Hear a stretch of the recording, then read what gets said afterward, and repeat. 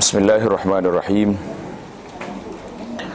Alhamdulillahi rabbil alamin, wassalatu wassalamu ala rasulihil amin, nabiyyina Muhammad wa ala alihi wa sahbihi ajma'in. Allahumma 'allimna ma yanfa'una wa zakkirna ma nasina wa anfa'na bima 'allamtana wa zidna ilma wa la hawla wa la quwwata illa billahil aliyyil azim.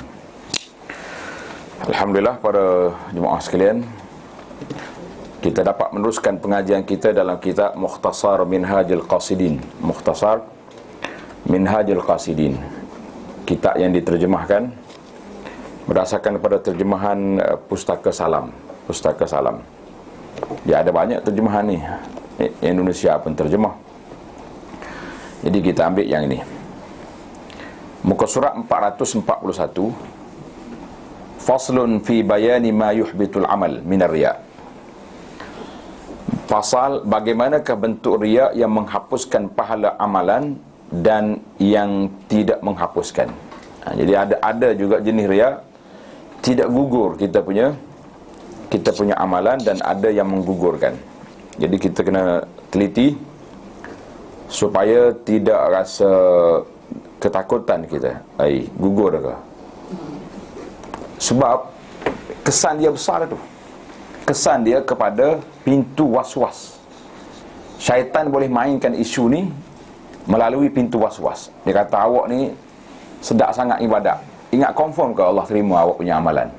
Ingat amalan awak tak gugur ke? Jadi maka kalau kita dah tahu hukum dia dan kategori dia, insya-Allah kita boleh tepis ataupun ketepikan permainan syaitan kepada was-was yang tersebut. Apabila seorang hamba didatangi perasaan riya, jadi dia tidak akan terlepas dari tiga keadaan. Keadaan yang pertama, riya datang setelah selesai menunaikan ibadat. Selesai dah solat, balik rumah dah, baru mari riya. Macam mana kita? Sekiranya timbul perasaan senang dan gembira setelah melakukannya, kerana diketahui oleh orang ramai di mana ia bukan berpunca dari usahanya sendiri.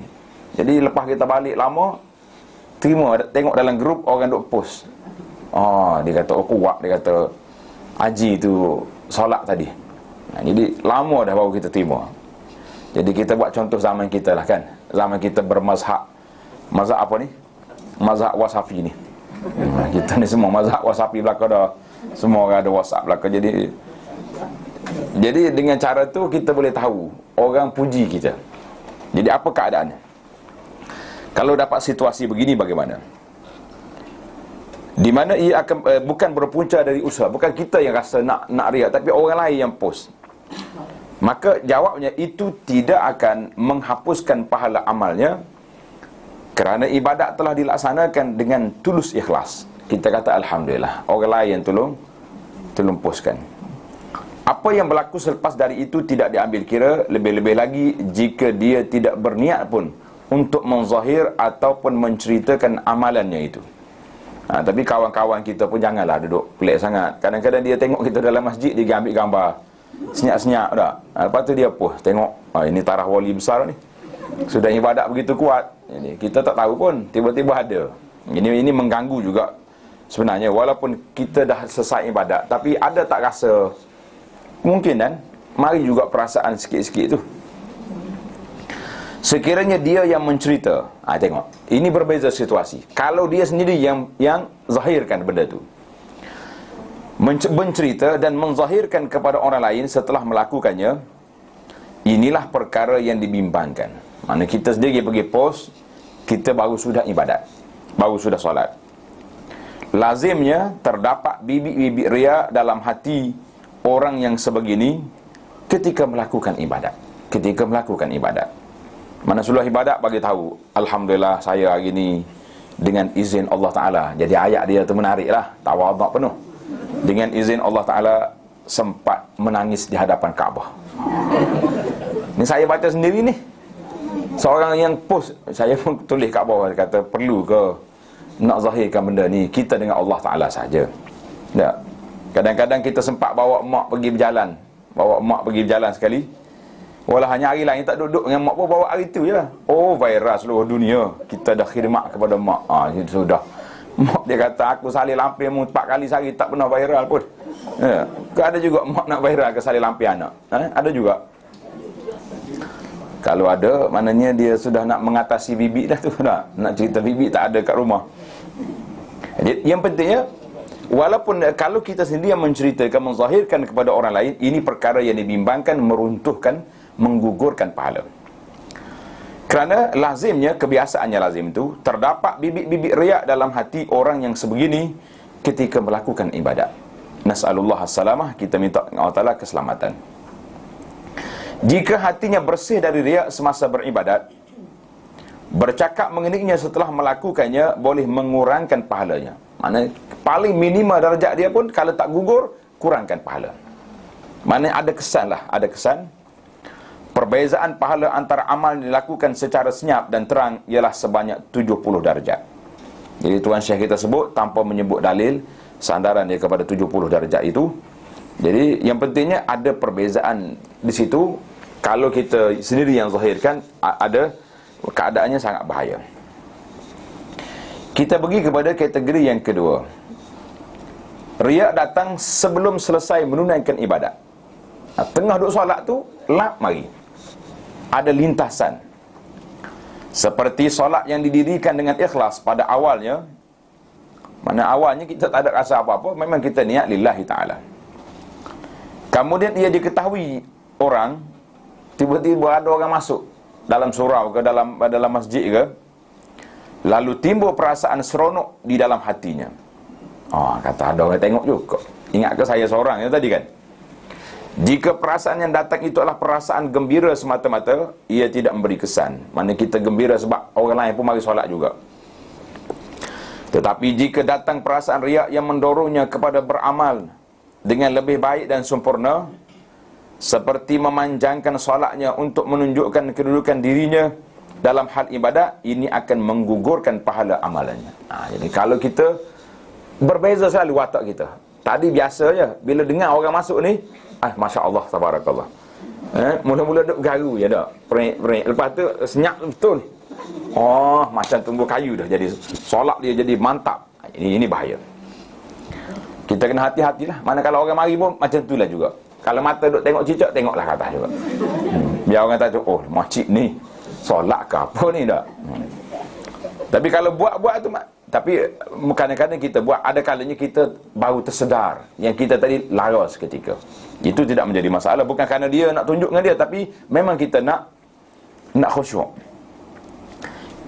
Kategori yang ketiga, riak yang datang seiring dengan amal yang dilakukan. Contohnya, memulakan solat dengan niat menunjuk. Subhanallah, awal lagi nak tunjuk dah. Jika dia menyempurnakan solat dalam keadaan begitu, pahala solatnya tidak dikira. Dan jika dia menyesal ketika solat, dia sewajarnya mengulangi semula solatnya itu. Jadi tengah-tengah solat tu kata, aku mula tadi tak ikhlas ni, baiklah kita break, solat semula. Tapi kalau macam ni bahaya. Sebab nanti syaitan masuk solat yang kedua, syaitan buat pula lagu ni, jadi akhir kita tak sudah solat kita. Solat kita tak akan sudah sampai bila-bila. Maka kita tamat dulu, solat sekali lagi. Bermula dengan niat yang ikhlas. Wallahu alam, kita nak kata macam mana? Sebab benda ni benda perasaan. Benda perasaan. Tamatlah. Jadi kita dah faham kategori. Cuma yang dimaafkan kategori yang pertama tadi, sekiranya dizahirkan oleh orang lain. Namun begitu saya kata eloklah sahabat-sahabat janganlah buat benda-benda yang macam ni, kerana kita bimbang merusakkan ibadat saudara kita, merusakkan hati sahabat kita sendiri. Tak payah. Dalam bab-bab ibadat tak perlu. Dalam bab makan, walaupun saya tegur, tak usahlah duk tunjuk kita makan apa, tapi ada juga orang yang tak setuju. Dia kata bab makan pun tak boleh, bab solat pun tak boleh. Tunjuk je lah. Tapi eloknya tak usah tunjuklah kita makan apa, kecuali memang kita nak ajak orang tu makan. Ni tunjuknya kita makan, orang lain nak makan tak boleh. Jadi sukar, menyusahkan hati sahabat-sahabat kita. Kita berpindah pada babun fi dawa'ir riya. Bab cara penawar riya. Jadi macam mana kita nak selesai, nak hilangkan sifat riya dalam hati ni, dan cara mu'alajah, Mu'alajah maknanya nak mengubati hati daripada sifat yang bahaya ini. Sebagaimana yang kita ketahui bahawa perasaan riya akan menghapuskan pahala amalan. Ini kita dah faham kan? Riya bahaya dianya apa? Menggugurkan pahala. Walaupun solat dia tu sah lah, kerana zahirnya sudah cukup syarat. Sudah cukup syarat, tapi pahala dia tidak ada. Dan riya juga menjadi sebab kepada kemurkaan Allah Azza wa Jalla, dan termasuk di antara perkara yang membinasakan. Allahu Akbar. Termasuk dalam, dipanggil bahasa Arab kata al-muhlikat. Muhlikat ni perkara yang membinasakan kita. Oleh itu, sesiapa yang berkeadaan sedemikian, kita ada perasaan riak. Jadi nak nafi pun sukarlah, masing-masing boleh kata kita ni, sebagaimana kata di para ulama, orang yang paling tahu tentang dirinya, dia lah. Dia sendiri. Kita yang paling sendiri, kita tahu tentang kita. Cuma kita boleh tanya pandangan orang tu, pandangan orang ni boleh tanya, apa pandangan ustaz gini-gini. Itu sekadar pandangan saja, tapi yang betul-betul tahu tentang diri kita, kita saja. Lepas tu bila saya tanya soalan-soalan, contohnya berapa kali zikir hari ni, berapakah solat sunat kita 12 rakaat cukup ke tidak, saya kata jangan jawab dengan mulut. Jawab dengan mulut orang sebelah tahu, Masya Allah cukup dia. Tapi yang betul-betulnya kita jawab dengan amali. Betul ke kita boleh jaga 12 rakaat itu? Jadi oleh itu sesiapa yang berkeadaan sedemikian, usaha untuk menghilangkannya perlulah dilakukan secara bersungguh-sungguh. Jadi kita kena mujahadah dalam masalah nak menghilangkan ini. Mujahadah makna bersungguh nak buat, jangan kata main-main saja, tidak. Cara merawatinya adalah dengan dua proses. Mu'alajah dia ni dengan dua cara. Yang pertama, mencabut akar dan asas penyakit ini yang merupakan punca pembiakannya. Kita cabut daripada umbi lagi. Kalau ambil, orang panggil potong dahan, dia masih hidup sebab akarnya masih ada. Yang kedua, menolak perasaan riya ketika terlintas dalam hati seketika itu juga. Ini penting sangat. Bila dia mari je, kita tolak. Na'udzubillah minasyaitanirrajim. Maknanya tepis, ke tepi terus. Jangan layan dia. Kita pergi kepada penjelasan proses yang pertama, iaitulah nak menolak daripada umbinya, daripada akarnya. Ketahuilah bahawa punca timbulnya penyakit riya ialah cintakan pangkat dan kedudukan. Dia balik semula kepada hubbul jah wal makanah baru ni. Jika diperincikan, ia terdiri dari 3 faktor. Tanda tuan-tuan, boleh buat nota sini, apa sebab orang nak jadi riya. Yang pertama, cintakan pujian, nak suruh orang puji. Yang kedua, melarikan diri dari cemuhan. Tak mahu orang kata kita, oi, malah dia tu rupanya, tak kuat ibadat dia tu. Jadi takut orang kata, kita buat. Yang menyakitkan, memanglah puji ya sukanya. Kalau orang keji kita, tak seronok selalu kan. Yang ketiga, dan ingin mendapat apa yang ada di tangan orang lain. Maknanya kalau kita buat ni, orang jadi hormat kepada kita, orang akan jadi respect pada kita. Kita akan tengok nanti dalam satu cerita bagaimana seorang padri yang sabar menjadi padri. Menarik cerita ni. Ini berdasarkan kepada hadis yang terdapat dalam Sahih Bukhari dan Muslim daripada Abu Musa Al-Asy'ari radhiyallahu ta'ala anhu. Dia kata apa? Ja'a rajulun ila Nabi sallallahu alaihi wasallam faqala ya Rasulullah, ara'aita ar-rajula yuqatilu syaja'atan wa yuqatilu hamiyatan wa yuqatilu riya'an, fa ayyu dzalika fi sabilillah, ila akhir al-hadis. Artinya, seorang laki-laki menemui Nabi sallallahu alaihi wasallam dan berkata, wahai Rasulullah, apakah pandangan tuan berkenaan seorang laki-laki yang berperang kerana berani? Dia pergi perang ni kerana nak tunjuk berani. Nak tunjuk apa? Gedebel, tak? Gedebel tahu dah mana kan? Gedebel ni mana tunjuk hebat lah. Berperang kerana semangat hamiyah. Hamiyah ni mana semangat nak membela kaum dia. Dan berperang kerana riya. 3. Yang mana satukah dikira berperang pada jalan Allah? Maka jawab Nabi sallallahu alaihi wasallam, "Man qatala litakuna kalimatullahi iyal ulya fahuwa fi sabilillah." Sesiapa yang berperang untuk meninggikan kalimat Allah, mengatasi agama-agama lain dan ideologi yang lain, maka dialah orang yang berperang pada jalan Allah. Jadi Nabi kita tak jawab tiga-tiga. Mana tiga-tiga tu salah semua. Nak riak, nak tunjuk orang, nak tunjuk berani, nak tunjuk gedebel, ataupun nak suruh orang nak jaga keturunan dia saja, nak jaga kabilah dia saja, maka itu semua tidak dikira. Yang dikiranya man qatala litakuna kalimatullah. Siapa dia perang kerana nak menegakkan kalimah Allah, maka itu fisabilillah. Jadi penjelasan dia, maksud berperang kerana berani ialah supaya dia disebut dan dipuji. Orang akan angkat dia wira negara. Wira negara selalu dah. Hebat ni. Boleh dia punya, boleh pingat, boleh apa-apa benda. Macam tempat kita ini, kalau dapat apa-apa sukan pun, kalau dah itu sumbat go pun kira wira dah tu. Nah. Sebiji bola punya pasal kaya raya kawan tu. Jadi maksud berperang kerana semangat. Semangat ialah dia tidak suka jika dapat dikalahkan atau dihina. Nak suruh semangat. Manakala maksud berperang kerana riya ialah berperang untuk memperlihatkan kepahlawanannya. Inilah elemen cintakan pangkat dan kedudukan yang tersemadi di dalam hati manusia, maka tiga-tiganya tidak diiktiraf oleh Nabi sallallahu alaihi wasallam. Kadang-kala manusia tidak suka kepada pujian, tetapi dia amat sensitif kepada cemuhan. Ada juga lagu ni, kita tak mahu orang puji kita, tapi kita tak mahu juga orang kata kita. Umpama orang yang penakut apabila berada di kalangan orang yang berani. Orang lain memang berani sungguh, pendekar betul. Kita ni penakut tapi duduk tengah orang berani. Ketika itu dia akan tetap teguh di posisinya dan tidak melarikan diri agar dia tidak dicemuh sebagai pengecut. Jangan lari. Kalau lari murni pengecut. Ingatkan dalam cerita perang Badar tu, waktu salah seorang daripada penglima Quraisy tak mau pergi perang. Jadi ketua dia mari bawa dia punya wangian perfume untuk wanita. Dia kata kamu ni sesuai pakai wangian ni, tak sesuai lagi pakai laki-laki punya. Dia pun angkat senjata, dia pergi selalu. Dia kata dia tak mahu jadi pondan macam ni. Jadi macam gitulah ibaratnya. Jadi orang ni apa nak jadi? Dia penakut tapi nak lari takut orang kata pengecut.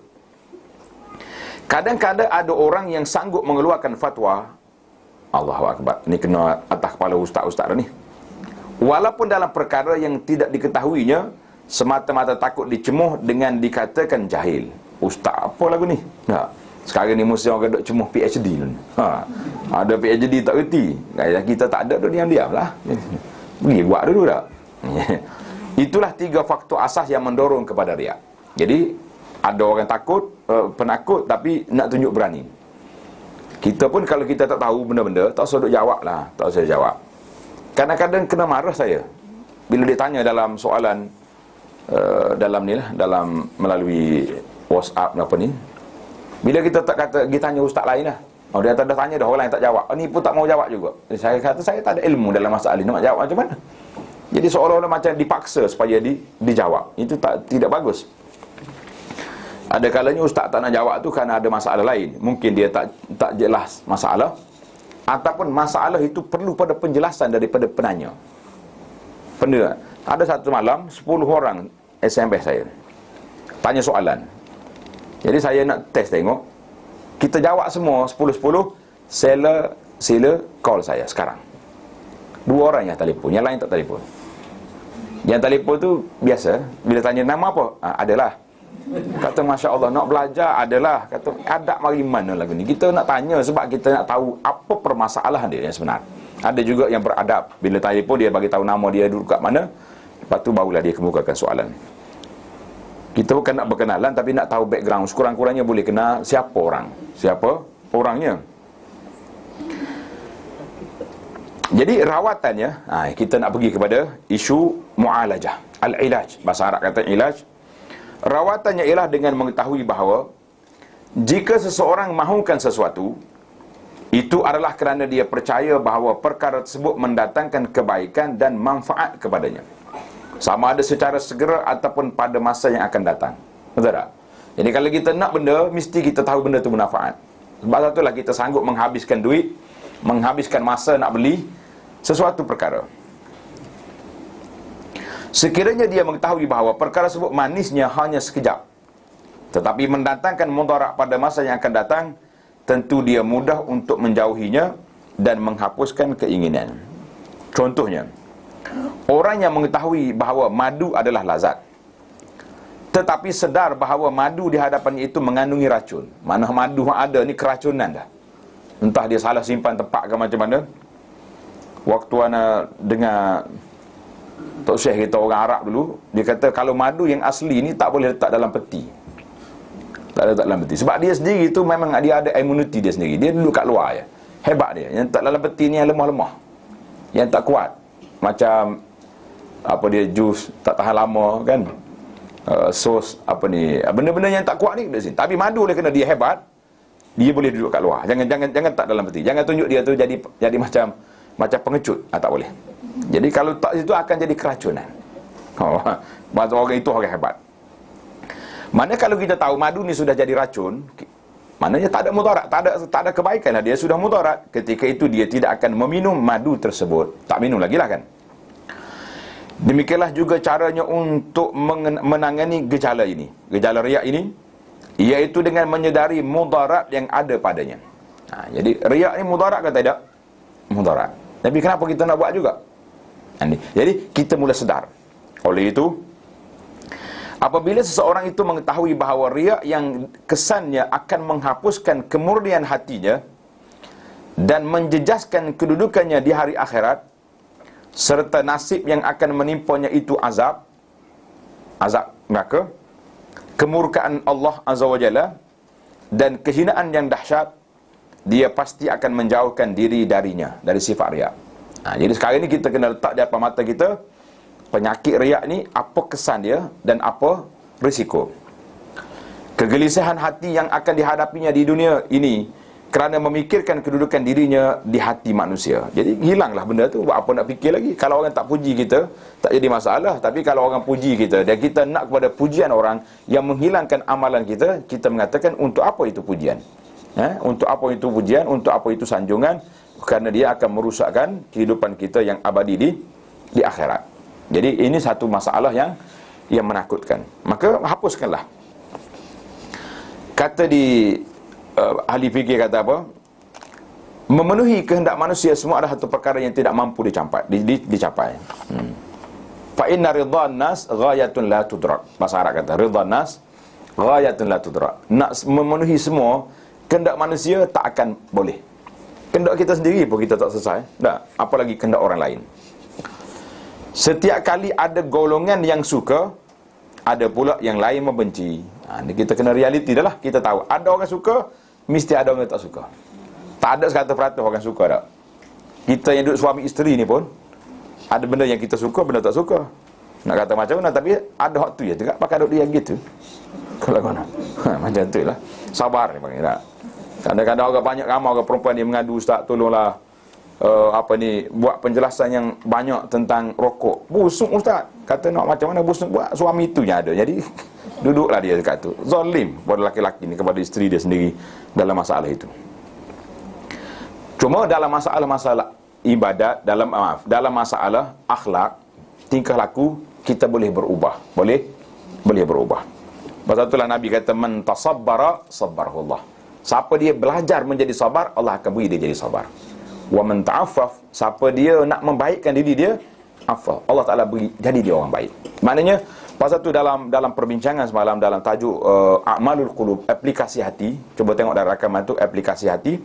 Kita bincang tentang sifat sabar itu kasbi au wahbi. Buah bagi mati wahbi. Kalau tidak salah baca lain pula cerita. Maknanya kasbi itu usaha yang kita boleh berusaha, ataupun wahbi maknanya anugerah Tuhan. Allah Ta'ala jadi orang ni sabar. Ataupun kita boleh berusaha jadi sabar. Jawabnya boleh.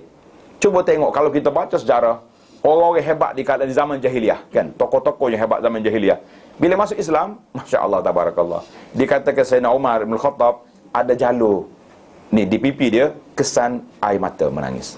Subhanallah, Allah Ta'ala boleh Boleh ubah hati manusia itu, boleh berubah. Tapi kalau isteri dia kata, abang janganlah duduk garang sangat, bengking sangat dah. Oh, dia tu inilah sifat saya. Itu sombong nama dia. Memang orang yang tak nak berubah. Jadi tak boleh. Kita kata sifat dia masih boleh ubah, masih ada kasbi, ada usaha di situ. Jadi memenuhi kehendak manusia semuanya tak akan tercapai. Setiap kali ada golongan yang suka, ada pula golongan lain yang membenci. Jelaslah kepada kita, tak akan selesai masalah ini. Siapa yang mencari keredaan manusia dengan melakukan perkara yang dimurkai Allah, Allah akan murka kepadanya dan akan menjadikan manusia juga benci kepadanya. Kita akan kehilangan dua-dua hilang. Yang dunia apa hilang, akhirat lagi hilang. Tapi siapa yang cari redha Allah, walaupun dibenci oleh manusia, Allah Ta'ala redha, manusia pun akan redha juga. Kalau begitu, apakah matlamatnya yang ingin dicapai sehingga dia sanggup berhadapan dengan cemuhan daripada Allah semata-mata kerana mencari pujian manusia? Letak dalam kepala kita, aku ni kalau orang puji, tapi Allah murka, buat apa? Ada faedah? Tak ada faedah. Walhal, pujian manusia sedikit pun tidak dapat menambahkan rezeki mahupun ajalnya, dan juga tidak dapat memberikan manfaat pada hari fakir dan kebulurannya. Pada hari kita fakir dan kebulur ni bila? Pada hari kiamat esoklah. Siapa yang boleh beri manfaat pada kita? Amalan kita yang baik. Begitu juga dengan cemuhan mereka. Jadi, kenapa dia amat takut pada cemuhan manusia, sedangkan cemuhan manusia terhadapnya tidak akan memberi mudarat kepadanya sedikit pun? Mudarat juga. Yalah, kadang-kadang kita ni sekali kena kritik, pukul 12 malam, cerah mata lagi dah duk mikir, Allah, kenapa orang benci dengan aku, kenapa? Dia mari, pasal kita duk fikir sangat. Tapi kalau kita fikir balik, yang orang cemuh kita tu kenapa? Adakah kerana kita bersalah? Adakah perbuatan kita tu melanggar perintah Allah ataupun tidak? Jadi kalau tidak, tidur je lah. Tidur je. Apa boleh buat? Dan kita berdoa kepada Allah Ta'ala supaya Allah Ta'ala beri hidayah kepada saudara-saudara kita, keluarga kita yang mencemuh tersebut. Manusia semuanya lemah, tidak mempunyai kuasa untuk memberikan mudarat atau manfaat walaupun kepada diri mereka sendiri. Allahu Akbar. Pasal itulah ada seorang hukama, orang yang membesar zaman dulu hebat. Dia kata kalau dia mati, yang bawa jenazah dia siapa? Para doktor pakar dalam negeri tu, doktor ni yang akan pikul mayat dia. Orang kata, buat apa doktor? Doktor ni di hospital. Aku nak tunjuk kepada masyarakat bahawa aku ni orang besar. Di keliling aku ni, dia apa ni? Dijaga oleh para atibak, doktor-doktor pakar semua, spesialis semua yang ada. Tak perebek-perebek pun tak main dah. Tapi mereka lah yang usul jenazah aku. Nak tunjuk kelemahan kita. Mereka juga tidak berkuasa dalam soal kematian, kehidupan dan kebangkitan semula. Jika perkara ini telah tertanam kemas dalam hatinya, tentu keinginannya untuk riya akan terhapus dan dia akan menghadapkan dirinya kepada Allah dengan sepenuh hati. Orang yang waras sudah tentu tidak mahu kepada perkara yang mendatangkan mudarat dan menghakis manfaatnya yang sedia ada. Jadi Tuan Syekh ni kata-kata al-aqil, orang yang ada akal yang sempurna itu, dia tak mahu menghapuskan manfaat dan mendatangkan mudarat. Kita tak mahu. Cara untuk mengatasi penyakit tamak terhadap apa yang dimiliki orang lain. Ni kita ni kadang-kadang tengok orang ada benda, kita pun nak juga kan. Suka sangat hak orang. Suka sangat. Pasal itulah syarikat-syarikat ni, dia ada satu dia punya cara, dia panggil testimoni. Testimoni kah? Dia paksa kita ni.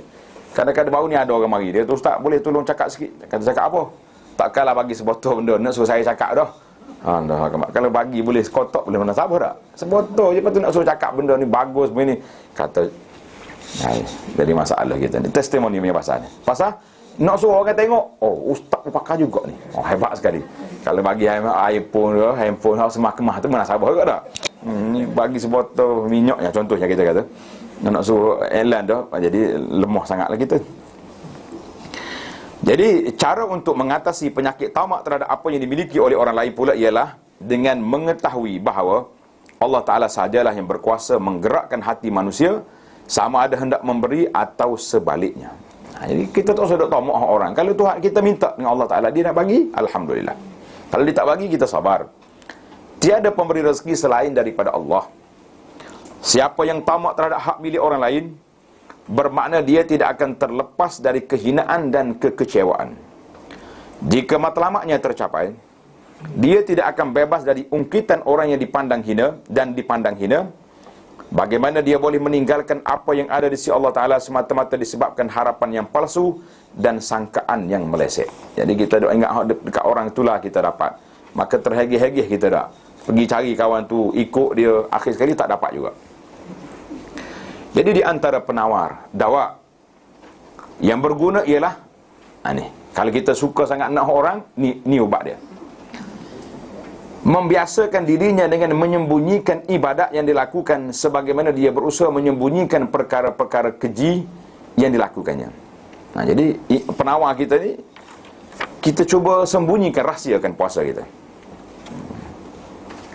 Tiada penawar lain yang dapat mengatasi masalah riya selain dari menyembunyikan amalan yang dilakukan. Perkara ini tentunya sukar dilakukan pada peringkat permulaannya, namun jika dia bersabar dalam tempoh yang tertentu, tentulah kesukaran ini akan dapat diatasi. Allah SWT pasti akan memberikan pertolongan kepadanya. Seseorang hamba hanya perlu bermujahadah. Bermujahadah itu maknanya berusaha sungguh-sungguh, dan Allah lah yang akan memberi taufik kepadanya. Allah Ta'ala yang beri taufik kepadanya. Jadi kita macam mana kita nak usahakan supaya amalan-amalan kita ni tidak dizahirkan kepada orang ramai. Jadi kita usaha sembunyikan benda tu. Macam dalam siri lepas kan, bila orang mari ajak dia minum, hari ni hari Khamis ni, dia tak puasa pun padahalnya, cuma sebut hari Khamis. Oh, biasa hari Khamis ni hari orang puasa sunat kan. Jadi kita pun macam itulah. Jadi kalau boleh kak, insya-Allah, tak usah sebutlah kita puasa tak puasa. Kalau orang jemput dia, kata insya-Allah saya cubalah usaha untuk hadir kalau tak ada keuzuran.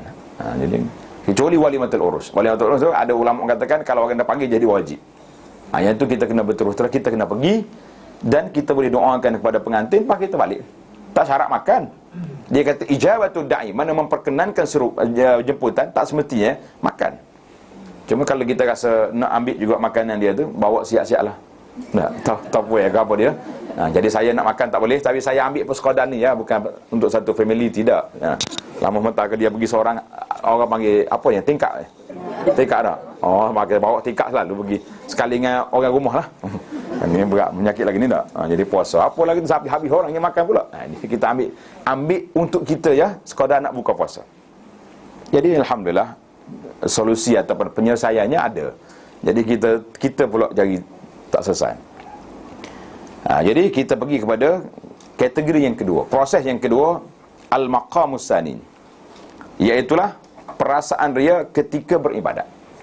Tengah duduk solat, tengah duduk baca Quran, lah mari perasaan riya. Mari ke tidak kadang-kadang benda ni? Mari juga dah. Berasa juga. Tama-tama kita berlagu pula. Oh masya-Allah, lagu saya ni macam qariah antarabangsa dah. Kita ya berasanya.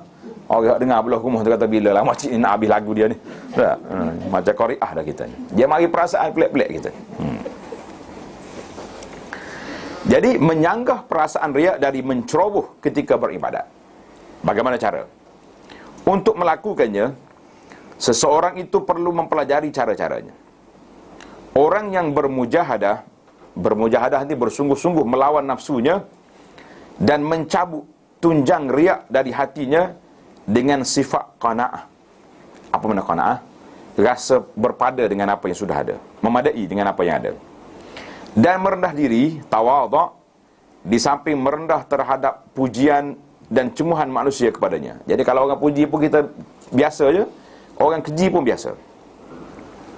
Perlu mengetahui bahawa syaitan tidak akan membiarkannya tenang dan selesa beribadat tanpa menggodanya dengan pelbagai lintasan riya.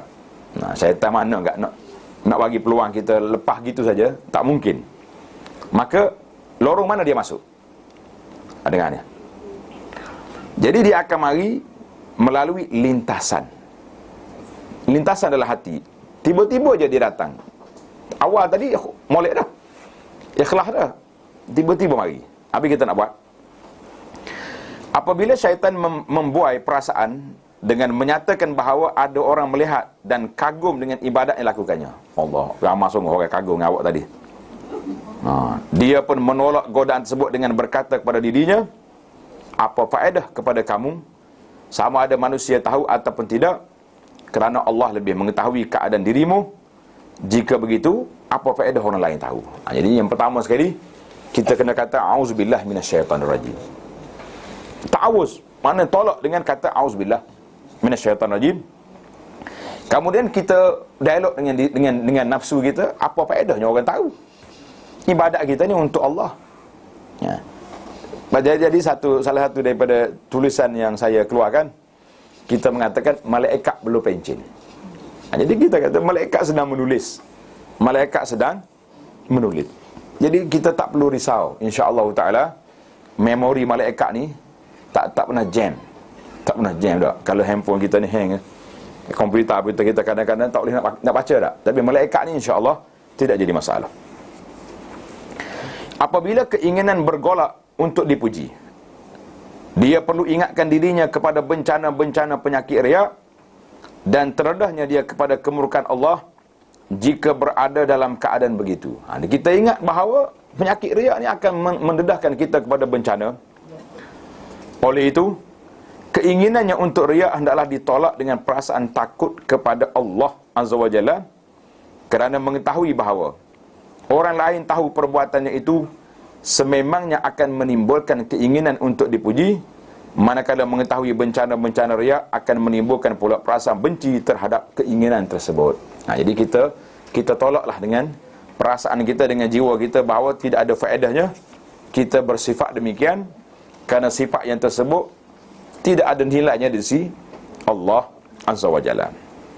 Tamatlah kita tentang tajuk kita hari ini, iaitulah bagaimana nak mengubati mu'alajah, itu penawar kepada penyakit riak. Sekarang kita berpindah kepada tajuk yang seterusnya, iaitulah faslun fi bayanir rukhsah fi qasdi izharit ta'ah. Fasal pada menyatakan kelonggaran, rukhsah dalam menzahirkan amal ketaatan. Jadi setakat mana kita boleh zahirkan, dan juga kelonggaran untuk menyembunyikan dosa. Jadi dua benda. Dosa kita nak sembunyikan, ibadat kita nak zahirkan. Setakat mana dibenarkan. Jadi asal ibadat itu sembunyi, tapi bila boleh zahir? Ni kita kadang-kadang perlu juga benda ni. Kadang-kadang perlu juga untuk dizahirkan supaya orang lain boleh ikut apa yang kita buat. Macam kita ni, kawan-kawan kita boleh ikut, anak-anak boleh ikut apa yang dibuat oleh mak dengan ayah dia. Dalam hal ini, dia hendaklah mengetahui bahawa faedah dari merahsiakan suatu amalan ialah dapat mengikhlaskan diri dan selamat dari riak. Jadi asalnya kita nak rahsiakan untuk apa? Untuk nak bebaskan daripada sifat riak dan nak jaga ikhlas. Manakala faedah dari menzahirkan amalan pula ialah dapat menjadi tauladan, contoh kepada orang lain. Satu. Yang kedua, dapat menggalakkan mereka untuk melakukan kebaikan. Jadi kalau kita contohnya hari Khamis, macam mana kalau kita zahirkan sunat berpuasa pada hari tersebut? Kalau kita orang duduk di surau, kita minta, esok kita pakat puasa semua? Nak tak? Nanti petang kita bawa bakalan, mari buka puasa di masjid ramai-ramai. Walhanya eloknya kalau kita senyap ya puasa tu tak kita, tapi nak zahirkan untuk dijadikan contoh dan galakkan. Ada amalan yang tidak boleh dirahsiakan, seperti haji dan jihad. Haji nak rahsia macam mana? Tapi ramai juga jemaah rahsia. Bila sampai Mekah, dia kata, saya ni ustaz pergi haji ni, di pejabat tu bos dia tahu sebab dia ambil cuti. Orang lain saya tak bagi tahu. Kata, kenapa tak bagi tahu? Sajalah kita nak rahsiakan. Mana boleh rahsia dalam bab haji? 40 hari hilang di pejabat, rahsia. Ini pun tak kena, rahsia tak kena pada tempat. Dia panggil rahsia tak kena pada tempat. Jadi nak rahsia apa ni? Kita nak pergi haji. Cuma ada satu lagi benda lain yang dia takut.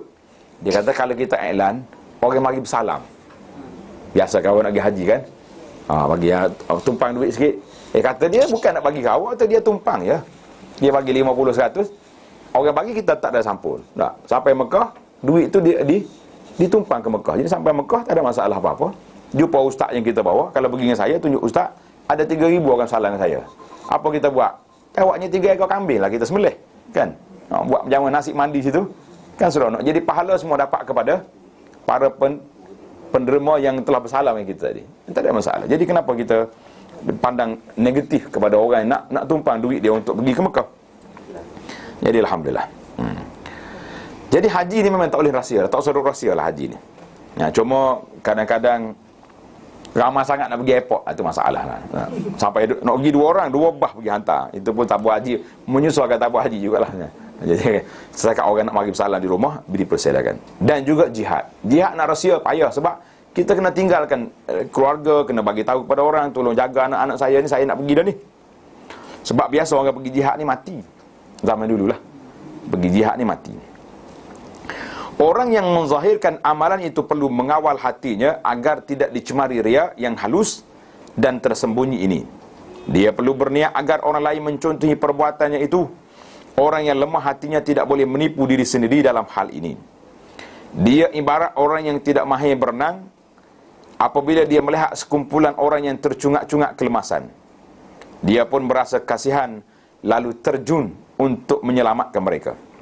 Akibatnya mereka terus bergantung kepadanya sehingga dia turut lemas dan mati bersama-sama mereka. Kita kena ingat juga lah tak? Kita ni, saya ni zahirkan amalan ni tujuannya nak contoh dengan orang, tapi kita pun lemah juga dari sudut ketahanan jiwanya. Jadi akhirnya terjebak kita riak sekali dengan dia. Itu bahaya. Jadi ibarat dia ni cantik macam orang tak reti berenang. Tengok orang lemah, dia terjun, jawabnya mati sekali dengan dia. Pada itulah kalau kata orang lah, kalau tengok orang lemah jangan pergi ke depan, kita kena pergi ikut belakang dia. Kalau pergi depan dia bergantung kita, mati sekalian kita. Kita pergi tarik dia belakang. Itu orang cerita ya. Jadi buat kita ni kena belajar jugalah benda-benda yang nak menyelamatkan. Manakala orang yang kuat dan mempunyai keikhlasan yang tinggi, manusia adalah kecil pada pandangannya, ketika itu sama saja kepadanya, sama ada mereka memuji atau mencemuhnya. Kepada orang yang sebegini, tidak menjadi masalah jika mereka menzahirkan amalan mereka, kerana perbuatannya itu akan menggalakkan manusia mengikutnya. Menggalakkan manusia dalam perkara kebaikan adalah satu kebajikan. Jadi kita menggalakkan orang buat kebajikan tu, sebagaimana yang dalam hadis Nabi, man sanna sunnatan hasanatan. Siapa yang menghidupkan sunnah yang ditinggalkan orang. Sunnah apa? Solat sunat. Kita duk galakkan orang solat sunat, kita pun solat juga lepas solat tu. Biar orang tengok. Kata ini ustaz tu suruh orang solat sunat qabliyah, ba'diyah, dia tak solat. Saya balik solat kat rumah. Tak boleh. Dalam keadaan ini kena solat di situ biar orang ikut. Ini ada strategi. Diriwayatkan daripada sekumpulan ulama salafus salih bahawa mereka telah menzahirkan sebahagian tingkah laku yang baik supaya orang lain mencontohi mereka. Ini. Sebagaimana ada di antara mereka yang berpesan kepada keluarganya ketika nazak, dekat nak mati dia wasiat, janganlah kamu menangisi kematianku, kerana aku tidak pernah melapakkan sesuatu yang tidak baik semenjak aku memeluk Islam. Masya Allah. Bila masuk Islam, dia jaga lidah dia, tak pernah bercakap, tak pernah mengumpat orang, tak pernah kata tak baik. Jadi kamu jangan bimbang dengan aku, kerana aku sedang menjaga perkataan. Masya Allah. Ini orang ni hebat kalau boleh kata lagu tu. Jadi kita kalau kata dekat nak mati lagu tu, riak pula dekat nak mati. Ayahmu ni tak pernah buat maksiat ni. Anak dia tahu. Ayah dia ni Masya Allah tabarakallah. Tak buat maksiat, tak pergi. Tempat-tempat melompat-lompat tu tak pergi. Tapi mulut tu, laser dia 200 orang sehari dia makan. Apa tak maksiat lagi? Ya. Abu Bakar Ibnu Ayyash, tengok nama orang ni comel, Abu Bakar bin Ayyash rahimahullah, berkata kepada anaknya, jangan kamu menderhaki Allah Ta'ala dalam bilik ini. Bilik tempat ayah duduk ni, jangan buat maksiat sini, kerana di sini aku telah khatam Al-Quran sebanyak 12,000 kali. 12,000 kali. Cuma macam mana dia hitung tu? Adakah dia tanda ke dia ingat gitu? Ya Allah wa'ala, orang dulu hafalan dia kuat. Orang dulu dia boleh hafal, ingat. Quran nombor 6 tahu apa dah. Tak. Kita nak tahu baru buka muqaddam, abatas saja ya pula. Maknanya tak peliklah kadang-kadang ingatan orang tu kuat. Jadi banyak lagi contoh tauladan dari ucapan mereka, wallahu alam. Ini satu contoh. Ada contoh yang lain pula, masing-masing nak menyembunyikan ibadat. Yang ni rahsia. Baik. Sesat kita daripada rukhsah, kelonggaran untuk nak menzahirkan ibadat. Macam contohnya kita buat sedekah. Afdal mana sedekah ni? Zahir ke sembunyi? Sembunyi. Tapi oleh kerana kita ni ahli korporat, orang duduk ketek kita, dia ni tak pernah bagi derma. Tak? Projek juta-juta dapat. Eloklah sekali-sekala waktu masjid kita nak besarkan, kata saya dengan ini sebagai ahli salah seorang ahli qaryah mendermakan 100,000 ke masjid. Elan gitu ya. Tak payah susah khabar lah, bagi tahu ya. Jadi ahli korporat lain pun terkejut. Masya Allah, dia kontraktor kelas apa dia bagi? F ya. Saya kelas A je tak. Tak kira lah, tak bis juta pula. Jadi naik, orang panggil munafasah. Masing-masing semangat untuk menderma. Itu baik. Jadi niat lagu tu. Kita pindah pada kategori yang kedua, kelonggaran rukhsah fi kitmani zunub. Rukhsah, kelonggaran dalam menyembunyikan dosa, serta benci, tak suka kita kalau manusia lihat dosa kita. Orang yang boleh buat maksiat, suruh orang tengok ni manusia luar biasa nama dia. Macam mana buat maksiat boleh orang suka pula. Berhubung dengan menyembunyikan dosa yang dilakukan, kemungkinan ada orang menyangka bahawa itu adalah satu cabang penyakit riak. Dia kata riak tak awak tu sembunyi maksiat, nak buat maksiat buat terang-terang lalu. Jawabnya, tanggapan ini adalah tidak betul. Kerana orang yang benar imannya tidak sekali-kali menunjuk-nunjuk maksiat yang dilakukannya. Bahkan dia perlu menyembunyikannya kerana Allah Ta'ala benci terhadap tindakan menzahirkan maksiat itu, dan Allah suka jika dia menyembunyikannya. Jadi kita tak mahu. Kan dalam hadis Nabi, ingat tak hadis Nabi kata apa? Kullu ummati mu'afa illal mujahirin. Semua umat aku dalam keadaan baik kecuali orang yang menzahirkan maksiat. Jadi orang yang zahir maksiat ni kira berani dua kali. Berani dengan Allah, berani dengan manusia. Jadi sekeluarga dia ni tak takut dengan manusia juga, kan? Sembunyi. Diriwayatkan dalam hadis Nabi SAW, Nabi kata apa? Man irtakaba syai'an min hadhihi al-qazurat falyastatir bisitrillah azza wa jalla. Sesiapa yang telah terjebak melakukan sesuatu dari perkara yang keji ini, maknanya perkara dosa-dosa ini, dia terjebak, dia hendaklah terus menyembunyikannya setelah ia ditutup dan disembunyikan oleh Allah azza wa jalla. Hadis ini diriwayatkan oleh Al-Baihaqi, Al-Hakim dan lain-lainnya. Kata muhakkik, sanadnya hasan. Jadi kalau orang yang berdosa, jangan duduk sebarkan, sembunyikanlah.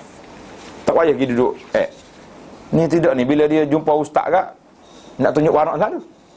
Dia kata, Ustaz tahu tak saya dulu ni jahiliyah. Jahiliyah dia kata. Kalau dia cakap depan saya tanya balik, kata sempat kau dengar gemuruh Abu Jahal tu, dengar arwah Abu Jahal, sempat kau jumpa? Dah jahiliyah kan? Jahiliyah ni Abu Jahal lah kepala besar dia kan. Dia taklah sampai situ. Jadi tak elok kita nisbahkan diri kita kepada benda-benda tu. Kalau cakap saya dulu lara, leka, adalah munasabah sikit. Jadi tak boleh, tak payah sembunyikan dosa kita. Walaupun dia telah melakukan penerhakaan dengan maksiat tersebut, sekurang-kurangnya hatinya masih mempunyai perasaan kasih kepada perkara yang dikasihi oleh Allah Azza wa Jalla. Nascaya dia menyembunyikan maksiat, dia tak tunjuk sebab dia tahu benda tu dosa. Ini berpunca dari keimanan yang ada dalam hatinya. Di samping itu dia juga benci jika dosa orang lain terdedah. Kita pun tak mahu orang lain juga ternampak dosa dia. Ini adalah tanda benar imannya. Jadi berbeza dengan manusia hari ni. Dia panggil satu kumpulan, nama dia bongkar. Tahu bongkar? Nak cari je kesalahan orang. Itu masalah tu. Orang salah, kita buat salah. Nak suruh orang itu jatuh maruah dia. Antaranya juga, dia benci jika ada orang yang mengutuknya kerana kutukan itu akan mengganggu perasaan dan akalnya dari beribadat kepada Allah. Naluri dan perasaannya pastinya terasa sakit dengan kutukan tersebut, dengan alasan yang sama, dia perlu membenci segala pujian kepadanya, kerana ia juga boleh menghalangnya dari Allah. Jadi kalau orang puji pun kita tak mahu. Kalau orang puji kurang sangat, cukuplah saya ni apa sangat yang ada. Jangan duk puji pelik-pelik. Sebab itulah Nabi kita bila orang puji, depan-depan Nabi kata qata'ta unuqa sahibik. Nabi kata kamu telah potong tengkuk saudara kamu sendiri. Sebab mestilah kita akan jadi bangga, kita akan jadi rasa perasaan lain bila orang puji kuat-kuat, serta mempengaruhi hati dan memalingkan dari mengingatinya. Ini juga merupakan antara tanda kekuatan iman. Jadi alhamdulillah, selesailah kita kelonggaran. Bukan sekat kelonggaran, kalau orang ni berdosa dengan mana-mana dosa yang lepas-lepas, dan Allah Ta'ala telah sembunyikan dosa kita, tak ada siapa tahu, kita je tahu. Kita kata alhamdulillah, Allah Ta'ala telah sembunyikan dosa, dan kita teruskan sembunyi, dan kita bertaubat kepada Allah Azza wa Jalla secara sembunyi. Jangan duk sibuk. Baru ni ada seorang perempuan tu, dia kahwin dah, tapi terjebak dengan mungkar, dengan dosa yang besar, fahisyah. Jadi dia menangis, dia nak taubat macam mana, nak beritahu tak pada suami dia. Oh, itu masalah besar kita. Nak jawab macam mana agak-agak. Kalau beritahu kena cerai dah dia. Cuma pendakwah ni terpaksa kena tengok masalah dia dengan kerusakan yang sudah ada. Jadi kalau beritahu sah. Kecuali suami dia dayus, nak perah lagi tak? Jarang orang ada macam ni. Tapi zaman kita ini berlaku-belaka lah. Yang dayus pun ramai, yang tegas pun ada juga. Kita pindah kepada tajuk faslun fi tarki ta'at khaufan minar riya. Fasal meninggalkan ketaatan kerana bimbang riya. Allah. Ni masalah Ustaz ni, permainan syaitan ni. Dia kata, kenapa awak tak pergi masjid tu? Pergi lambat-lambat sikit, takut orang kata saya ni warak. Betul tak betul? Pergi masjid pula duduk tiang hujung sekali belakang. Kenapa tak duduk depan tu? Takut orang kata warak. Ni apa betul tak betul? Kita tengok. Berhubung dengan meninggalkan sesuatu ketaatan kerana takutnya riya. Seseorang itu perlu melihat kepada faktor yang mendorongnya untuk melakukan ketaatan tersebut. Kita tengok sebab apa dia buat lagu tu. Jika yang mendorongnya untuk melakukan ketaatan itu bukan perkara agama, seperti berbuat baik untuk mencari pengaruh. Kita ni nak cari pengaruh tak? Musim-musim dekat-dekat dengan pilihan raya jawatankuasa masjid ni, dia apa kuat lagi masjid ni. Biasa tak pernah pegang penyapu masjid. Pegang penyapu dah hari ni. Macam mana nak buat? Jadi ketaatan itu harus ditinggalkan. Tak payah duduk sapu-sapu lah. Biasa sebelum ni pun tak pernah menyapu tak? Tunggu lepas pilihan raya masjid, kita pergi sapu masjid. Kerana ia adalah satu maksiat dan tidak ada makna taat dalam perbuatannya itu. Namun jika yang mendorongnya itu merupakan perkara agama, jadi kita nak buat benda ni sebab apa? Sebab agama. Seperti berbuat baik semata-mata atas perintah Allah Ta'ala, dan dia lakukannya semata-mata kerana Allah, dia tidak perlu meninggalkan ketaatan tersebut. Jadi kalau kita ni kerana agama, tak payahlah kita. Memang aku buat lillahi ta'ala, tapi takut orang kata, jangan dihiraukan kata-kata orang. Begitu juga jika seorang meninggalkan suatu amalan semata-mata takut dikata dia itu mahu menunjuk-nunjuk. Macam tadilah. Kenapa tak duduk suara depan tu? Takut orang kata warak. Tak. Kenapa ni? Semua takut orang kata belakang. Tapi sedangkan benda tu benda ibadat yang digalakkan untuk kita buat. Ketika itu dia tidak harus meninggalkannya kerana kata-kata itu adalah sebahagian dari tipu helah syaitan. Jangan. Lagi syaitan mari kacau kita, lagi awal kita pergi masjid. Lagi awal kita pergi masjid. Lagi duduk depan kita. Jangan hirau dengan dia. Syekh Ibrahim An-Nakhai rahimahullahu ta'ala, dia berkata, jika kamu didatangi oleh syaitan dalam sembayangmu, dan ia berkata, syaitan mari kacau kita, kamu ini menunjuk-nunjuk, mungkin riak ni, maka kamu hendaklah panjangkan lagi solatnya itu. Kita tambah lagi. Tadi baca nak qul Allah dah, sekali dengan 3 qul kita baca. Orang lain tak ingat dah. Jadi boleh setakat itu dulu. Baik. Terdapat riwayat yang menyebutkan bahawa sebahagian daripada ulama salaf telah meninggalkan suatu ibadat kerana takut dikatakan riak. Macam mana pula macam kontra dia bercerita dia ni. Kena tentera. Yang tadi Ibrahim An-Nakhai kata teruskan. Contohnya sebagaimana yang diriwayatkan daripada kisah Ibrahim An-Nakhai. Ada seorang laki-laki masuk menemuinya. Dia sendiri dah ni. Ketika dia sedang baca Quran. Orang ni dia baca Quran, orang dah mari. Beliau pun terus menutup mushafnya dan berhenti baca. Relax, diam-diam. Dia berkata, agar orang itu tidak melihat aku baca Quran setiap masa. Macam mana lah? Jawabnya, perkara ini sebenarnya mungkin disebabkan perasaan ingin berlagak dan menunjuk-nunjuk yang terletak dalam hati mereka pada ketika itu, lalu mereka terus memutuskannya ketika itu juga. Jadi kalau kita mari perasaan nak nunjuk ke orang itu, maka kita tutup.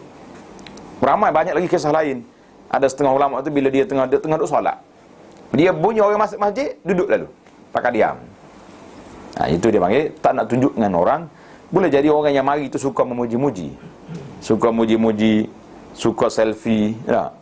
Kita kena tengok. Ada juga perangai orang, Masya Allah, tabarakallah. Kalau jumpa ustaz selfie selalu, tak ada 2 minit, dia sibuk dah dia. Orang lagi ni tak sedut layan sangatlah. Jadi kalau kita tengok ibadat pun jangan tak sedut tunjuk dengan dia.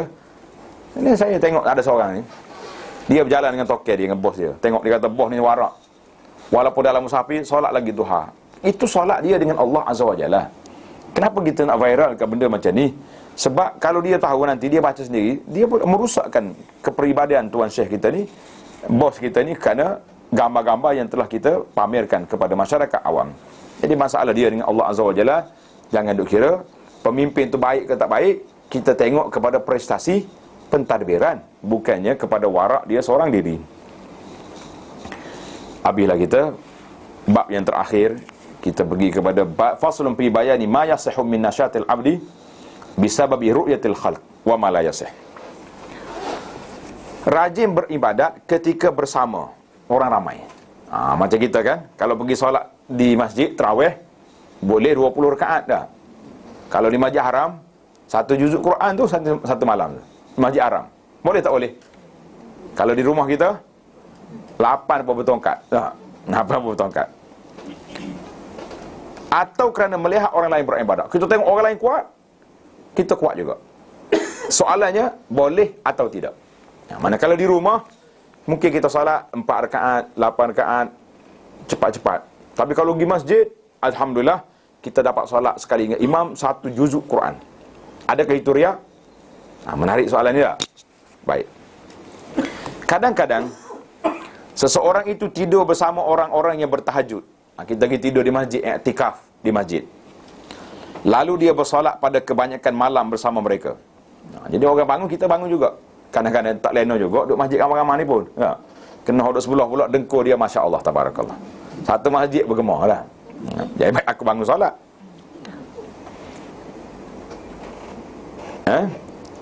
Jadi dia bangun solat kebanyakan malam bersama mereka. Sedangkan pada kebiasaannya di rumah dia, dia hanya bertahajud seketika saja. Dia tahajud pendek je, ringkas je. Kita kata 15 minit je. Namun pada malam itu dia seiring dengan mereka. Bangun sekali dengan mutahajjidun, orang yang bertahajud. Atau dia berpuasa apabila mereka berpuasa. Duduk dalam kumpulan i'tikaf ni berpuasa, kita puasa juga. Kalaulah tidak kerana mereka, tentu dia tidak serajin itu. Ini persoalan. Mungkin ada orang yang menyangka bahawa perbuatan tersebut merupakan riak. Ini mungkin sekaligus kita faham macam itulah kan. Sebenarnya ia tidak boleh dihukum begitu secara umum. Tak boleh kita jatuh hukuman riak secara umum. Kenapa? Bahkan ia perlu kepada huraian yang lebih terperinci. Setiap orang yang beriman ingin beribadat kepada Allah, tetapi kebanyakan mereka mempunyai halangan dan juga kelalaian. Mungkin dengan menyaksikan orang lain beribadat, ia akan menghapuskan halangan dan kelalaian tersebut. Apabila berada di rumah, banyak perkara boleh menghalangnya, seperti tidur di atas tilam yang empuk. Allah, sedap. Sekali masuk atas apa ni, kita punya tilam, berapa inci? Sekaki ke tilam, no? Masuk pergi. Bermesra dengan isteri, ada pula kawan sebelah, dan sebagainya. Namun apabila dia berada di tempat asing, begitu i'tikaf di masjid contohnya, segala halangan ini sudah tiada, dan ketika itu datanglah segala dorongan kepada kebaikan, Di antaranya apabila dia menyaksikan ahli-ahli ibadat yang lain. Macam saya contoh tadi lah. Kita duduk di Masjid Haram, Masya Allah, 1 juzuk boleh habiskan. Jadi Alhamdulillah, itu tidak jadi riak. Kadang-kadang dia sukar untuk berpuasa kerana di rumahnya terlalu banyak makanan. Masya Allah, tabarak. Allahu Akbar, banyak makanan di rumah kita. Ini berbeza jika dia berada di tempat lain. Dalam situasi seperti ini, syaitan sentiasa menyekatnya dari melakukan ketaatan dengan berkata, jika kamu beramal lain dari adat kebiasaan, kamu dikira riak. Awak duduk sini puasa, di rumah tak puasa, awak ni riak. Itu siapa dia ajar? Syaitan. Ketika itu, jangan dipedulikan hasukan syaitan tersebut, bahkan dia hendaklah lihat kepada niat batinnya. Lihat kepada niat batinnya, bukannya kepada perasaan was-was yang dimainkan oleh syaitan. Jadi niat kita apa? Nak bersama dengan masyarakat, kerana ada galakan, ada sokongan, maka kita jadi kuat. InsyaAllah tidak jadi masalah, dan kita ketepikan was-was syaitan itu. Dia hendaklah sentiasa menguji keikhlasan hatinya dengan mengandaikan bahawa orang lain itu berada di satu tempat di mana dia dapat melihat mereka, tetapi mereka tidak dapat melihatnya. Kita duduk di sebalik tiang ke apa benda ke. Jika dia dapati hatinya merasa ringan beribadat kepada Allah, itu berarti amalannya itu kerana Allah. Namun jika dia tidak merasakan demikian ketika bersendirian tadi, sebaliknya merasa ringan bila benar-benar berada di hadapan mereka, sikap itulah yang dinamakan riak. Oleh itu bandingkanlah dirinya dengan keadaan seperti itu. Ini kita test. Duduk ramai-ramai di masjid, tapi kita pergi solat jauh sikit, ujung masjid kan. Di mana-mana di sudut yang lain, kalau ramai rajin juga, itu tak jadi masalah. Inilah sebahagian dari bencana-bencana riak. Kajilah benar-benar berkenaannya, dan perhatikanlah niat kamu kerana riak itu lebih tersembunyi daripada bunyi derapan kaki sang semut di atas batu yang hitam. Ini sangat faham. Oleh orang yang inginkan keredaan Allah, perlu memastikan hatinya sentiasa berpada dengan ilmu, pengetahuan Allah, yakni cukuplah dengan pengetahuan Allah terhadap amalannya. Malaikat tolong tulis, cukuplah, tak payah kita nak tulis sendiri, tak perlu orang tahu. Jadi Allah Ta'ala mengetahui terhadap segala ketaatan dilakukannya. Orang yang dapat berbuat demikian merupakan orang yang takut kepada Allah dan mengharapkan keredaannya. Dia tidak seharusnya berputus asa dari berusaha mengikhlaskan diri dengan berkata, orang yang mampu bersifat ikhlas adalah orang yang kuat imannya, sedangkan aku seorang yang sering keliru bercampur aduk. Lalu dia meninggalkan usaha untuk mendapatkan sifat ikhlas, sedangkan orang yang kelirulah orang yang lebih memerlukan sifat ikhlas itu. Jangan kita main syaitan. Syaitan kata awak ni tak apa betul mana ni, tak payahlah. Alah, kita lawan, kita berusaha, kita bermujahadah. InsyaAllah Allah SWT akan beri kepada kita sifat yang baik. Cerita. Ini cerita menarik yang saya sebut di awal tadi kan. Ibrahim bin Adham berkata, aku belajar suatu ilmu dari seorang pendeta. Pendeta ni padri, rahib, dia panggil Tok Rahib. Padri yang dikenali dengan nama Sam'an. Sekali dengan nama dia ada. Nama apa? Sam'an. Jangan buat nama kita anak nama Sam'an ni, nama Tok Padri ni. Aku masuk ke biaranya. Dalam gereja dia lah, biara tu macam gereja kita. Dan berkata kepadanya, Tuan Sam'an, semenjak bila kamu berada di biara ini? Bila lagi awak bertugas di sini? Posting sini bila? Padri itu berkata, sejak 70 tahun dahulu. Oh, sini boleh ni tak? Maknanya pakar betul dia ni. Aku bertanya lagi, apakah makanan kamu? Mau makan apa? Dia berkata, setiap malam aku makan sebiji kacang. Sebiji kacang ni macam mana? Allah. Kalau sebiji apple boleh tahan tak? Sebiji kacang. Aku bertanya lagi, apa yang mendorong hati kamu sehingga kamu rasa cukup dengan sebiji kacang? Apa sebab? Dia berkata, adakah kamu nampak rumah pertapaan di sebelahmu itu? Tengok sebelah ni, ada rumah pertapaan. Saya berkata, ya. Dia berkata, mereka itu datang kepadaku sehari dalam setahun. Maknanya hari tertentu, orang bertapa tu mari jumpa Tuan Padri ni. Sehari dalam setahun. Mereka menghiasi biaraku dan mengelilinginya kerana memulia dan membesarkan aku. Sekali setahun dia dapat. apabila hatiku rasa berat, apa ni? Kerana membesarkan aku, apabila hatiku rasa berat untuk melakukan ibadat, aku mengingatkan diriku tentang saat-saat gembira itu, aku sanggup bersabar setahun kerana kegembiraan pada saat sehari dalam setahun. Oleh itu saudaraku, bersabarlah sesaat untuk kegembiraan selama-lamanya. Lah, dia nasihat kepada Ibrahim, musabarlah kerana kegembiraan di akhirat esok selama-lamanya. Kita ni macam mana agak-agak tak? Sehari dalam setahun yang dapat pujian, tapi bangga Tuhan lah tahunya kan. Kata-kata itu telah terpacak menjadi pengetahuan yang kukuh dalam hatiku, kata Ibrahim Adham. Dia berkata lagi, boleh aku menambah lagi? Boleh tak saya nak tambah penjelasan? Kata Ibrahim, ya, silakan. Dia berkata, turunlah dari biara ini. Aku pun turun. Kemudian dia memberikan kepadaku satu uncang yang diperbuat daripada kulit yang mengandungi 20 biji kacang.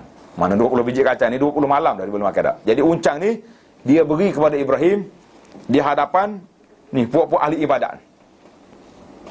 Kemudian dia berkata kepadaku, masuklah ke rumah pertapan itu kerana mereka telah melihat apa yang aku berikan kepada kamu. Jadi puak tu dia tengok, Ibrahim boleh ijazah apa ni? Dengan Tok Syekh kita ni tak? Boleh ijazah dah ni. Apabila aku memasuki rumah ibadat tersebut, kumpulan Nasrani mengerumuниku dan berkata, wahai saudara, apa yang pendeta telah berikan padamu? Pendeta beri apa? Nak nampak apa ni? Uncang tadi nampak semangat molek. Aku menjawab, sesuatu daripada makanannya. Makanan dia aku boleh.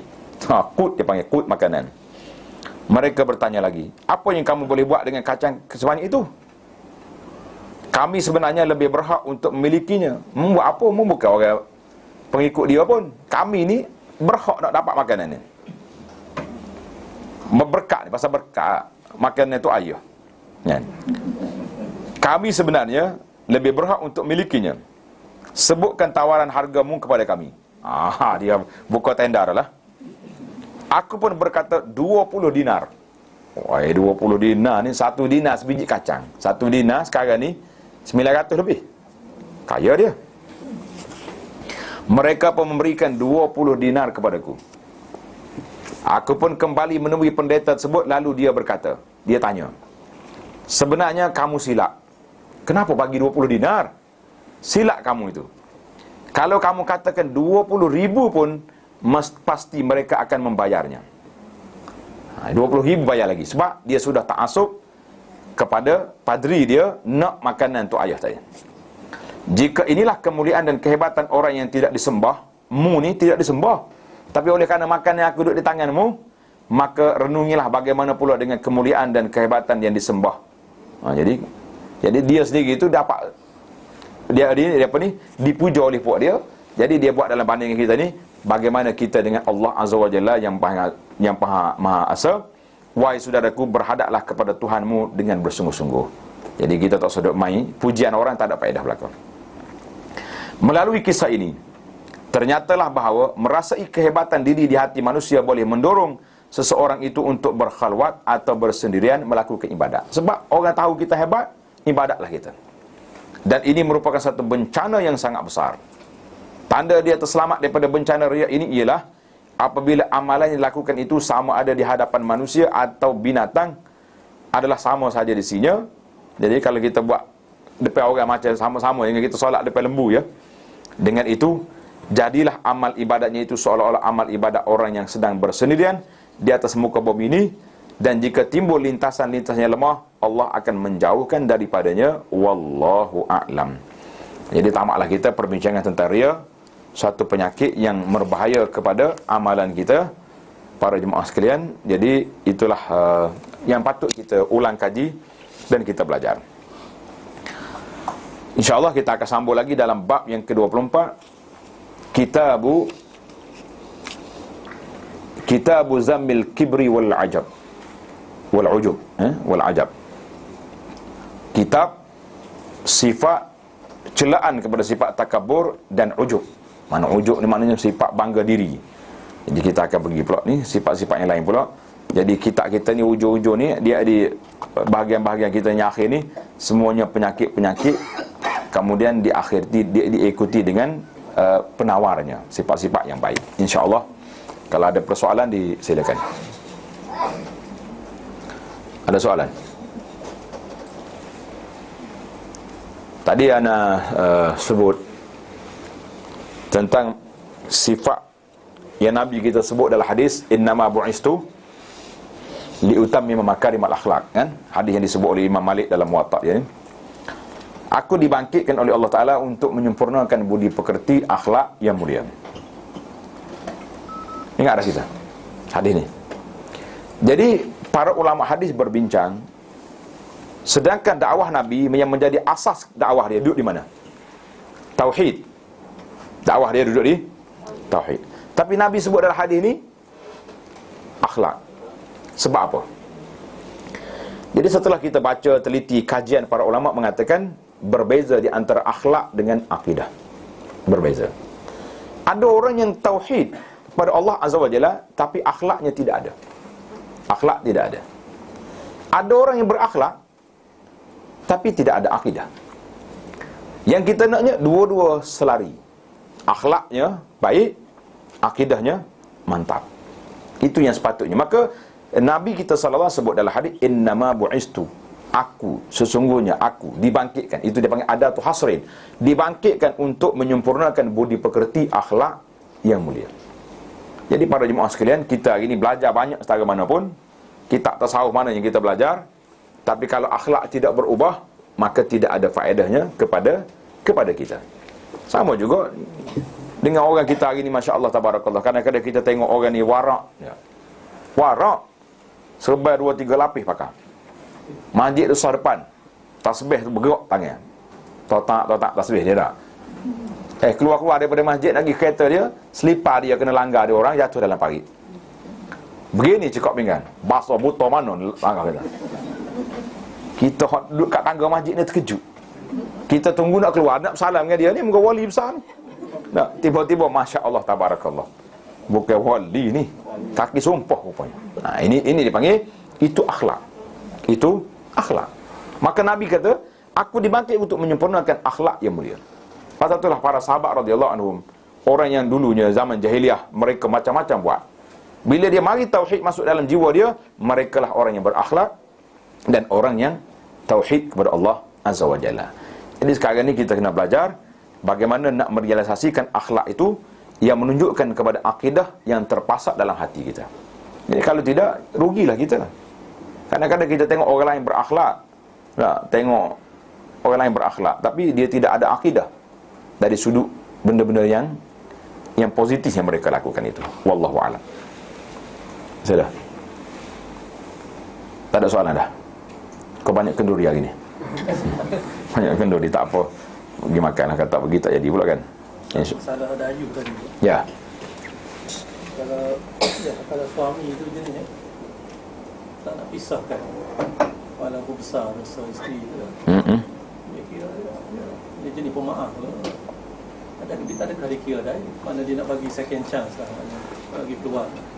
Pada asasnya memanglah kalau dia tak tahu benda tu berlaku, kemudian setelah dia tahu dan isteri dia pun sudah memang taubat nasuha lah, dan tidak ada tercampur dalam masalah keturunan yang tidak kata ada berlaku anak ke apa dia. Jadi kita katakan insya-Allah benda tu ada, masih lagi ada peluang untuk dia beri peluang kepada isteri dia tadi.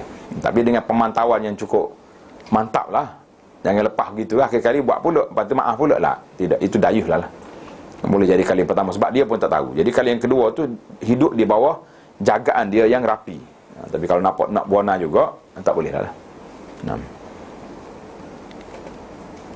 Ni ada orang duduk sebar masalah solat di atas kerusi, kan? Sebar solat atas kerusi. Dia ni sakit belah lutut. Biasa lutut ni masalah nak sujud ya tak bolehnya. Dia boleh berdiri. Pasal itulah doktor yang nak bantu saya ni, dia kata, ustaz kami bagi jaminan, garanti ustaz boleh main golf lepas belah lutut ni. Kata aku, masa tak belah lutut tak main golf dah. Boleh main golf dah. Maknanya boleh berdiri. Boleh berdiri, itu maksud dia. Jadi orang ni bila dia waktu qiyam dia berdiri, waktu dia rokok dia berdiri. Bila dia nak sujud, pasal dia kena duduk atas kerusi sebab dia tak boleh turun bawah. Kalau turun mungkin patah dia punya sambungan lutut dia yang baru kan. Jadi tidak jadi masalah untuk dia. Isyarat je sujud dia tu kepada lebih rendah. Cuma yang orang nak tanya hari ni, ada video yang mengatakan tak sahlah solat dia sebab dia waktu dia rokok dia berdiri, jadi kepala dia tu lebih rendah daripada waktu dia sujud. Itu je teori yang ada. Kita mengatakan itu satu teori yang tidak ada sandaran kepada mana-mana, sebab Allah Ta'ala kata la yukallifullahu nafsan illa wus'aha. Jadi waktu dia rokok memang dia mampu. Kenapa nak suruh duduk atas kerusi? Dia boleh duduk atas. Dia boleh rokok dengan dalam keadaan dia rokok seperti biasa. Cuma bila nak sujud tak boleh, barulah dia duduk atas kerusi. Kemudian dia sujud dengan isyarat kepala dia. Jadi kalau dia kata rendahkan sikit kepala daripada waktu sujud, turunkan lagi, okey, bolehlah kita kata terima. Tapi kalau nak batalkan terus sebab dia rukuk dalam keadaan dia berdiri tadi, agak sukarlah. Dan ramai orang tanya masalah ini, saya jawab tidak jadi masalah, sebab itulah kemampuan yang dia ada. Kemampuan yang dia ada. Jadi masalah hari ini, kalau kita mampu tak buat, itu tak boleh. Macam sebahagian orang ni, dia boleh berjalan sana sini, kursi dia bawa. Pasal malam, pasal pagi, kursi itu dia boleh dipikul. Waktu nak solat, pakai duduk terus. Itu tak boleh. Sebab dia telah meninggalkan rukun. Rukun apa? Qiyam. Qiyam tu wajib, salah satu daripada rukun. Berdiri. Jadi tiba-tiba dia pakai duduk. Jadi tak boleh duduk. Duduk, berdiri dulu. Di mana tempat yang dia tak mampu, duduk. Dan sekiranya dia mampu turun. Cuma dia punya spring tak kuat. Bila dia turun, dia tak boleh naik lagi. Dia punya hidrolik dia sudah lost. Contohlah kan. Berlaku juga macam tu. Jadi tak ada. Rakaat yang pertama je dia berdiri. Rakaat yang kedua, yang ketiga tu dia duduk. Macam duduk atas lantai. Sebab dia hanya tinggal satu je rukun qiyam. Tapi dia boleh buat sujud. 7 anggota mampu. Duduk antara 2 sujud. Duduk tahiyat. Semua tu rukun. Maka dia meninggalkan satu rukun dan dia boleh laksanakan rukun yang banyak lagi. Jadi kerana itulah saya lebih selesa kita kekalkan solat kita ni seperti biasa sebelum timbulnya kerusi-kerusi ni. Kerusi ni untuk siapa? Untuk orang yang belah lutut ataupun sakit di belakang ni yang memang tak boleh nak turun. Itu bolehlah dimaafkan. Alhamdulillah para jemaah sekalian, tidak ada masalah kepada kita. Yang masalahnya kalau penjelasan tu tidak habis. Jadi pasal itulah anak kawan-kawan kita yang bahagian ortopedik ni, dia bagilah cadangan dan juga maklumat supaya waktu bincang tajuk solat atas kerusi ni ada beberapa posisi yang memang orang ni tak boleh duduk. Memang orang ni belakang dia tak boleh nak bongkok. Jadi ini itu dah dikira uzur. Orang uzur ni masuk dalam kategori la yukallifullahu nafsan illa wus'aha. Jadi alhamdulillah para jemaah sekalian, selesailah kita dalam masalah yang tersebut. Jadi tamatlah kita untuk kali ini. InsyaAllah kita jumpa lagi dalam siri yang akan datang. Subhanakallahumma wa bihamdika asyhadu an la ilaha illa anta astaghfiruka wa atubu ilaik.